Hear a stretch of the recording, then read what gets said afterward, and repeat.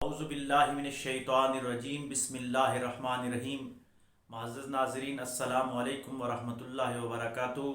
آج ہم سلسلہ نقشبندیہ کے حوالے سے بات کریں گے۔ تصوف کے سلاسل میں یہ بہت ہی اہم سلسلہ ہے جس کو سلسلہ نقشبندیہ کہا جاتا ہے۔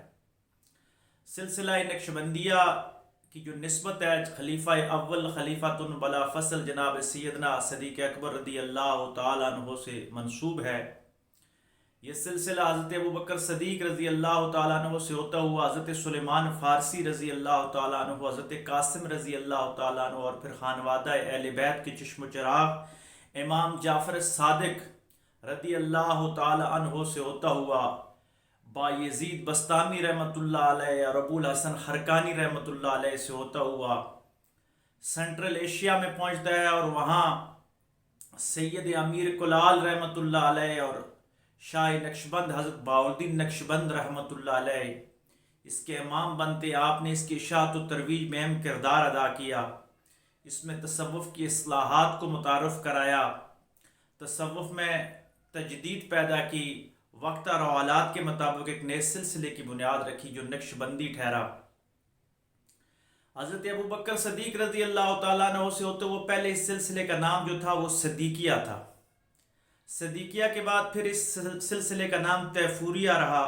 پھر اس کو خواجگان بھی کہا گیا، لیکن بہاؤالدین نقشبند رحمۃ اللہ علیہ کے بعد اس کا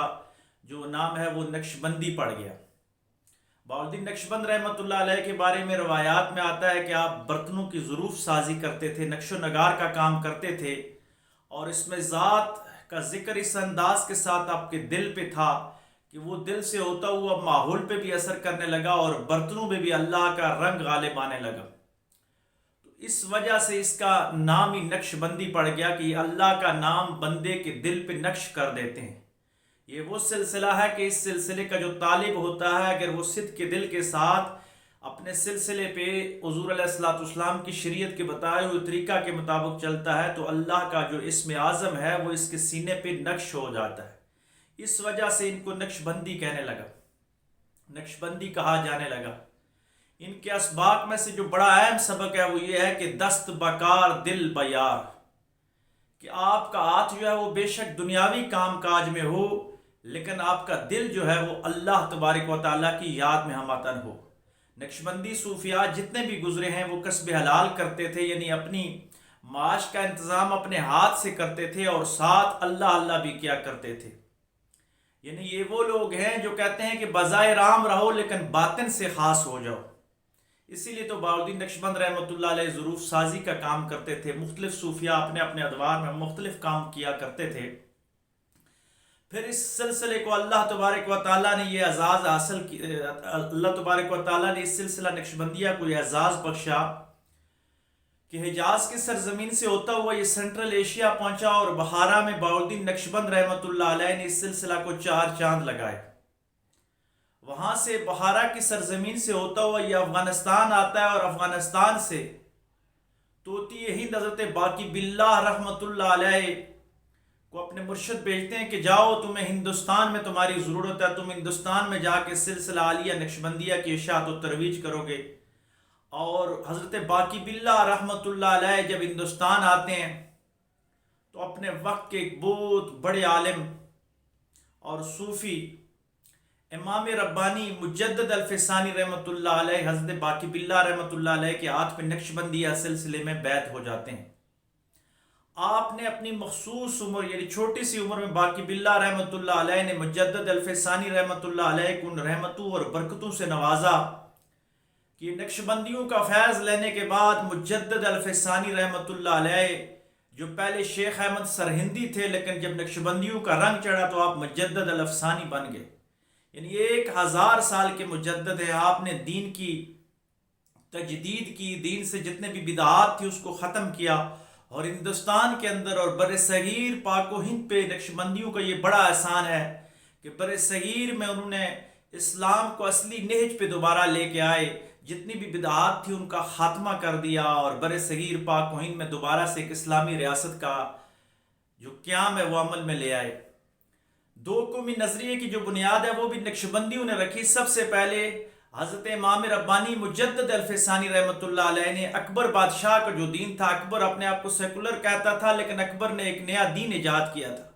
جو دین اسلام کے متوازی دین تھا، اس کو اکبری دین کہتے تھے۔ وہ سب ادیان کو جمع کر کے اپنے اقتدار کو طول دینے کے لیے اسلام کی نشانیوں کو مٹا رہا تھا۔ اکبر کے دین کے نزدیک رام اور رحمان معاذ اللہ ایک ہی چیز تھے۔ لیکن جب مجدد الفسانی رحمۃ اللہ علیہ نے جہاد شروع کیا، نقشبندیوں نے جہاد شروع کیا، تو پھر جو اکبر کا بیٹا تھا جہانگیر، اکبر کے چلے جانے کے بعد جہانگیر کو گرفتار کر لیا مجدد الفسانی رحمۃ اللہ علیہ کے مریدین اور خلفاء نے، اور جہانگیر بادشاہ نے توبہ کی، اور توبہ کرنے کے بعد جب مجدد صاحب کی بارگاہ میں آیا تو مجدد صاحب نے فرمایا کہ ہم فقیر حکومت کے لیے جنگ نہیں کر رہے تھے، ہم تو دین کی سربلندی کے لیے جہاد کر رہے تھے۔ آپ نے توبہ کر لی ہے تو دوبارہ پھر سے جا کے مسند اقتدار پہ بیٹھیے اور لوگوں کو اللہ اور اس کے رسول کے مطابق احکامات صادر فرمائیے۔ تو جہانگیر نے پھر دوبارہ اسلامی سلطنت کی بنیاد رکھی، اور بر صغیر میں جتنی بھی رسومات تھی، بدعات تھی، ان کا خاتمہ ہو گیا مجدد الفسانی رحمۃ اللہ علیہ کی وجہ سے۔ اور یہ مجدد الفسانی رحمۃ اللہ علیہ کی تربیت ہی تھی کہ مغلوں کی جو حکومت تھی، جہانگیر کے بعد آگے جب تخت نشینی آگے بڑھی تو فتاوی عالمگیری اورنگزیب عالمگیر نے مرتب کروایا۔ یہ امام ربانی مجدد الفسانی رحمۃ اللہ علیہ کا ہی فیض تھا کہ آپ نے ہندوستان کے اندر باقاعدہ ایک اسلامی ریاست کا قائم کیا۔ ہندوستان کے اندر اسلامی ریاست کا قیام عمل میں لانے کے بعد نقشبندیوں نے اتنا کام کیا کہ واپس دوبارہ عرب کی سرزمین میں گئے، اور شیخ خالد کردی رحمۃ اللہ علیہ اور باقی مجدد الفسانی رحمۃ اللہ علیہ کے خلفاء پھر حجاز کی سرزمین میں چلے گئے۔ یعنی یہ نقشبندی سلسلہ اتنا وسیع پھیلا کہ عرب کی سرزمین سے نکلا اور سینٹرل ایشیا کی ریاستوں سے ہوتا ہوا بر صغیر کی سرزمین کو لا الہ الا اللہ محمد رسول اللہ سے روشناس کرواتا ہوا پھر عرب کی سرزمین میں داخل ہو گیا، اور عرب میں جا کے لوگوں کو پھر دین متین کی تبلیغ کرنے لگا۔ نقشبندی سلسلے کی جو خصوصیات ہیں، اس میں سب سے جو بڑی خصوصیات ہے، نقشبندی صوفیاء سنت کی بہت زیادہ پاسداری فرماتے ہیں، سنت پہ عمل کرنے کی خود بھی کوشش کرتے ہیں اور اپنے مریدین کو بھی حکم دیتے ہیں۔ اور نقشبندی لوگ ایسے ہیں کہ یہ عملی جہاد میں ہمیشہ حصہ لیتے ہوئے نظر آتے ہیں، میدان میں آ کے جہاد کرنے کو ترجیح دیتے ہیں۔ جتنی بھی اسلامی تحریکیں ہوئی تو نقشبندی صوفیاء نے اس تحریکوں میں اہم کردار ادا کیا اور میدان میں آ کے اسلامی ریاست کے قیام کی بنیاد رکھی۔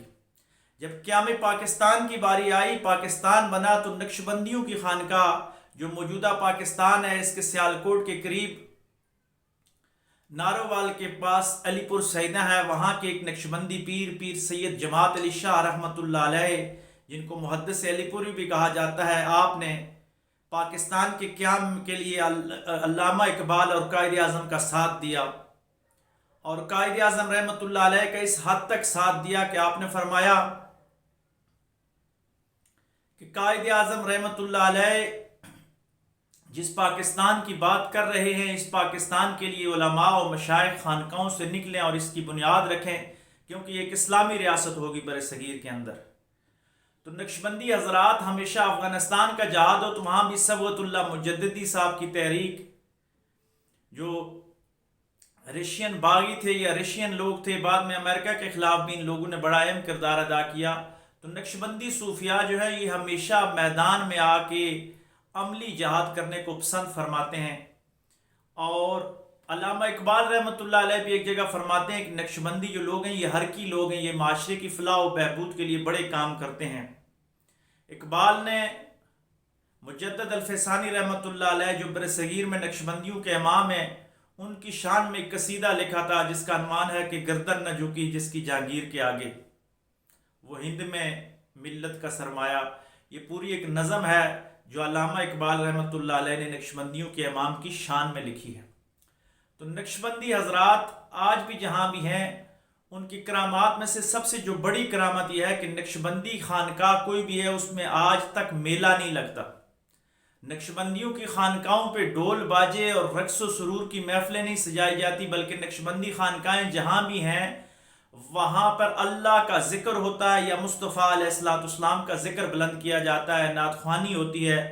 صوم و صلات کی پابندی کا درس دیا جاتا ہے، معمولات اور معاملات ٹھیک کرنے کا حکم دیا جاتا ہے۔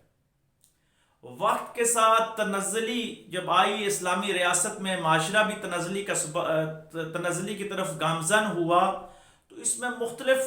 ہر چیز زوال پذیر ہوئی، تو لامحالہ خانقاہیں بھی زوال پذیر ضرور ہوئی، لیکن پھر بھی نقشبندیوں کی خانقاہیں کافی حد تک قرآن و سنت کے مطابق ابھی بھی چل رہی ہیں۔ آئندہ آنے والے لیکچرز میں انشاءاللہ ہم سلسلہ قادریہ، چشتیہ اور سہروردیہ کے حوالے سے بھی گفتگو فرمائیں گے۔ وقت کی کمی کے باعث کیونکہ یہ بہت ہی گہرا اور لمبے ٹاپک ہیں، اس پہ تو گھنٹوں گفتگو کی جا سکتی ہے، سوشل میڈیا ہے، اور یہ انتہائی کم وقت میں جتنا تعارف ہو سکا میں نے پیش کرنے کی کوشش کی ہے۔ پھر بھی اگر کسی کو کوئی سوال ہو تو وہ کمنٹس میں سوال کر سکتا ہے، اس کو جواب دیا جائے گا، اس کو رہنمائی کی جائے گی۔ اور سلسلہ عالیہ نقشبندیہ کی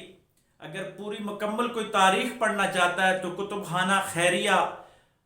پشاور سے کتاب چھپی ہے سلسلہ عالیہ نقشبندیہ کے اوپر، جس کا عنوان ہے تذکرہ نقشبندیہ خیریہ۔ یہ محمد صادق قصوری صاحب کی لکھی ہوئی کتاب ہے، اور اس کے جو چھاپی گئی ہے یہ دربار عالیہ مرشد آباد شریف پشاور کے کتب خانہ خیریہ سے چھاپی گئی ہے۔ اس کتب خانے کی خاص بات ہے کہ یہاں صوفیاء کرام کے نوادرات اور بڑی بڑی کتب موجود ہیں، مخطوطات بھی ابھی موجود ہیں اس لائبریری کے اندر۔ تو اگر کسی بندے کو نقشبندی سلسلے پہ ریسرچ کرنے کا شوق ہو تو وہاں جا کے اس لائبریری سے بھی استفادہ کر سکتا ہے، اور کتاب ہے تذکرہ نقشبندیہ خیریہ، اس سے بھی استفادہ کیا جا سکتا ہے۔ اس کے علاوہ ایک اور کتاب ہے عبد الرسول صاحب کی لکھی ہوئی تذکرہ نقشبندیہ، یہ بھی بڑی اہم کتاب ہے۔ برصغیر پاک و ہند میں امام ربانی مجدد الفسانی رحمۃ اللہ علیہ کے بعد اس سلسلے کو نقشبندی مجددی کہا جانے لگا، یعنی بہاؤالدین نقشبند کی وجہ سے یہ نقشبندی ہے، اور مجدد الفسانی رحمۃ اللہ علیہ کی وجہ سے یہ نقشبندی ہے۔ تو اب اس کا جو رائج نام ہے وہ سلسلہ عالیہ نقشبندیہ مجددیہ ہے۔ اللہ تبارک و تعالی ہمیں صوفیاء کے احوال کو سمجھنے اور اس پہ عمل پیرا ہونے کی توفیق عطا فرمائے۔ وآخر دعوانا ان الحمد للہ رب العالمین۔